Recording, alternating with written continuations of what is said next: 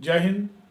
मैं विजय कुमार यादव, राष्ट्रीय अध्यक्ष बाबा बख्तौर राष्ट्रीय महोत्सव समिति। आज शिक्षा के ऊपर पूरे देश दुनिया की जानकारी के बारे में बताना चाह रहा हूँ। शायद हमारा भारत में वन नेशन वन एजुकेशन कब लागू होगा, शायद यह स्लोगन बन करके रह गई। लेकिन वन नेशन वन एजुकेशन का फॉर्मूला पर आप जानिए कि दुनिया कौन कौन से देश काम कर रही है। वन नेशन वन एजुकेशन का फॉर्मूला क्या है? जैसे विकसित और विकासशील देश जितने भी हैं वह भी यूनिफॉर्म एजुकेशन की बात करता है, वो दी जा रही है। उसका मतलब होता है कि जितने भी बोर्ड है उनका एक एजुकेशन एक सिलेबस के रूप में काम करता है, चाहे बोर्ड जितना भी हो या यूनिवर्सिटी जितना भी हो, उसका भी वन एजुकेशन वन सिलेबस के फॉर्म में ही काम करता है।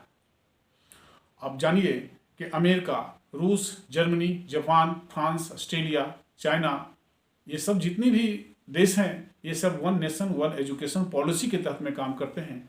कुछ हमारा देश भी है जो इसका कुछ भाग समानता के रूप में दिखाती है। वह समानता कॉम्पिटिटिव एग्जामिनेशन फॉर्म में समानता दिखाती है।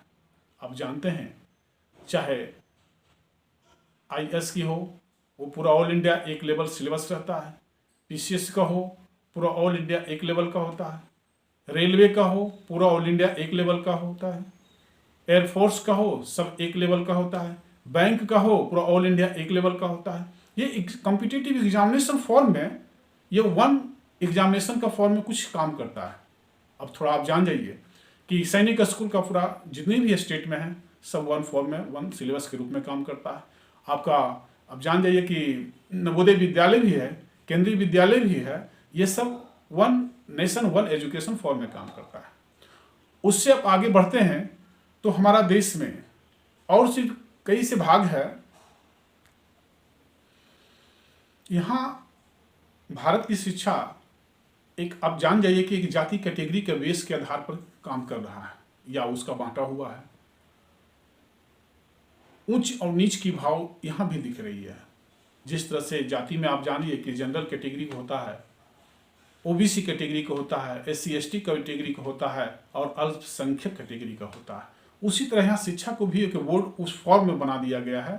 जैसे सीबीएसई है, आईसीएसई है, स्टेट बोर्ड है और स्टेट बोर्ड ओपन स्कूल है। ये बोर्ड जो है और जितनी भी बोर्ड है वो अपने अपने मापदंड के हिसाब से एजुकेशन ऑफ सिलेबस के रूप में काम करता है। ये सब डिफरेंट ऑफ व्यू में है। ये डिफरेंट ऑफ व्यू आप बोर्ड को आप जान जाइए, उसी टाइप से आपका यूनिवर्सिटी भी काम कर रहा है। देश में जितना भी यूनिवर्सिटियां हैं उनका भी एक अपना अपना एजुकेशन ऑफ सिलेबस है, वो बच्चों को पढ़ा रहे हैं।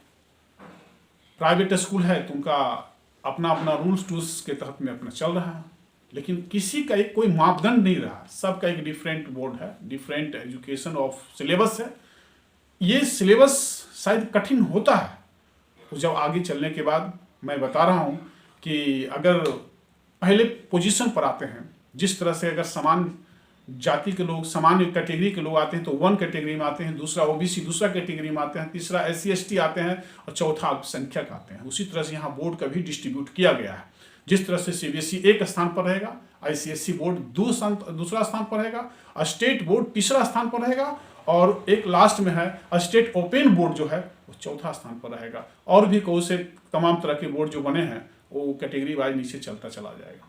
तो ये एजुकेशन की क्या मापदंड है, ये मापदंड अब किस मापदंड से, जो आपको मैं समानता दिखा रहा था कि मैं अदर कंट्री के हमेशा मेरा है कुछ समानता है कॉम्पिटिटिव एग्जामिनेशन में, चाहे आप यूपीएससी हो, पीसीएस का हो या फिर कॉम्पिटिटिव में आपने एसएससी हो गया, बैंक हो, रेलवे हो, एयरफोर्स हो, ये जितना है कौन सा बेस के आधार पर लिया जा रहा है? क्या सीबीएसई पैटर्न पर रखा जा रहा है या आईसीएसई पैटर्न पर रखा जा रहा है या किसी एक स्टेट के ऊपर पैटर्न पर रखा जा रहा है?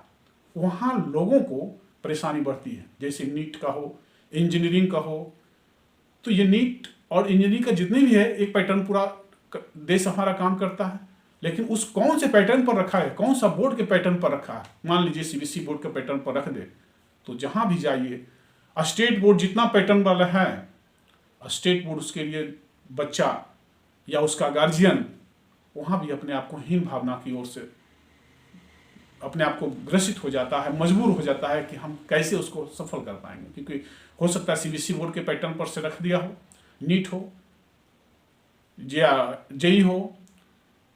तो ये कंडीशन जो है अप एंड डाउन का जो है, ये अप एंड डाउन का जो है वो फॉर्मूला लोगों में कैसे व्याप्त होता है, इसको सुलझाने के लिए गार्जियन क्या करते हैं, वो सीधे कोचिंग बच्चों को धरा देते हैं कि मेडिकल में जाना है तो बिना कोचिंग को आप पास नहीं कर सकते हो, इंजीनियरिंग में जाना है तो बिना कोचिंग को आप पास नहीं कर सकते हो, किसी को आईएएस बनना है तो यूपीएससी में जा करने के लिए उसको बिना कोचिंग को कवर ही नहीं कर पाता है। तो उस पैटर्न को बदलने की ज़रूरत है। उस पैटर्न से हमें शायद दुर्गामी पैदा हो रही है, क्योंकि सभी यहाँ इंडिया के बच्चे, सब परिवार अमीर नहीं हैं कि अपने बच्चों को अच्छे एजुकेशन के लिए पटना हो, दिल्ली हो, कोटा हो, बॉम्बे हो या अदर कंट्री हो मैं भेज सकता हूँ। आप दुनिया में आप जान जाइए कि वो सब क्यों बना दिया गया। वो अदर कंट्री जो रूस, जर्मनी, जापान, फ्रांस, ऑस्ट्रेलिया, ये सब देश जो वन नेशन वन एजुकेशन का पॉलिसी अपनी समाज की समानता को दिखाने के दर्शाया गया है, लेकिन यहाँ तो दिख रहा है कि समानता नहीं है, लोगों में शायद भेदभाव, यहाँ भी कैटेगरी बना दिया गया। सीबीएसई बोर्ड पढ़ा है, मेरा बच्चा सीबीएसई बोर्ड से पढ़ रहा है, उसका गार्जियन का मनोबल बहुत टाइट होता है, जिसका मजबूरी में है कि उसका बेटा स्टेट बोर्ड से पढ़ रहा है, उसका मनोबल डाउन रहता है।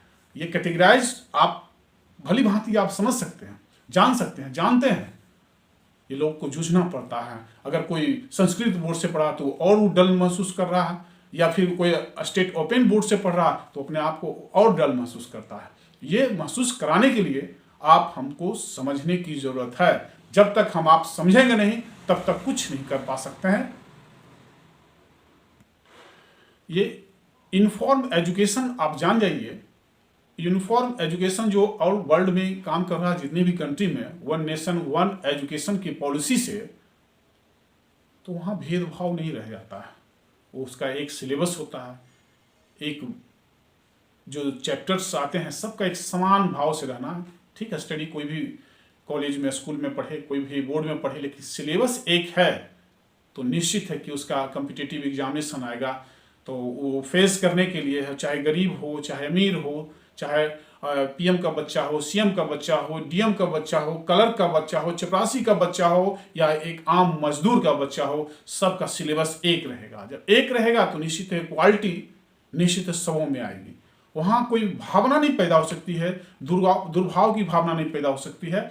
आप समझिए इस बात को, क्योंकि जब तक हमारे देश में one nation one education policy नहीं आती है तो शायद हम समझ जाते हैं जिस तरह से हमारे जातिवाद की भावना, जाति की कैटेगरी जो बना हुआ है, उस कैटेगरी में हमारा बोर्ड की कैटेगरी को भी बना दिया गया है।